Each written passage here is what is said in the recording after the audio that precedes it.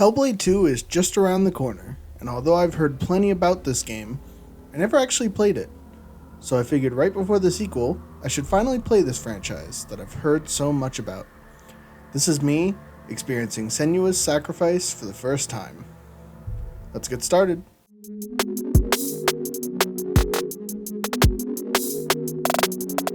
Upon beginning the game, one thing becomes abundantly clear. This game does the exact opposite of holding your hand. Although it might tell you a few small things about where to start, most of this game is left for you to figure out on your own. It's rare nowadays that a game does this, as it's far more common for games to have tutorial windows every step you take.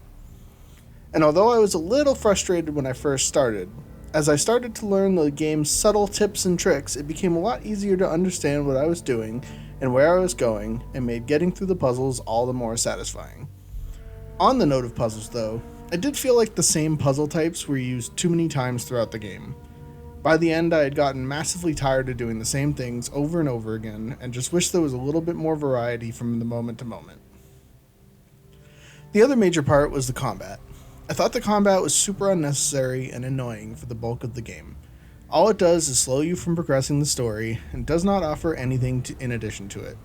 With such a slow-moving, deep story, the combat felt like it really didn't need to be there. I understand its story significance, I just didn't personally like it all that much. Just like Walking Dead a few videos ago, this game is super deep. I really like that we get such an in-depth look into psychosis and its effects, but boy did this game weigh on the brain. Between the constant whispers and strong imagery, I couldn't play for longer than an hour or so in a session without having to take a break with something a little lighter. Don't get me wrong, I love this, and I had no problem with how heavy it was. Just stating my experience with it. I think that more games should be okay with being this heavy to offer a different experience to players. As you inch closer and closer to the end, things only get more and more intense, and how it wraps up is absolutely stunning. But honestly, I can't really tell you any details without spoiling the fun.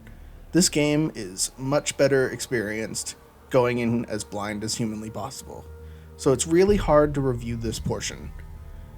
In so many words, you should go play this yourself. Hellblade was an incredible experience and was unlike anything I had ever played. If you have not played this game, you absolutely should as soon as you can.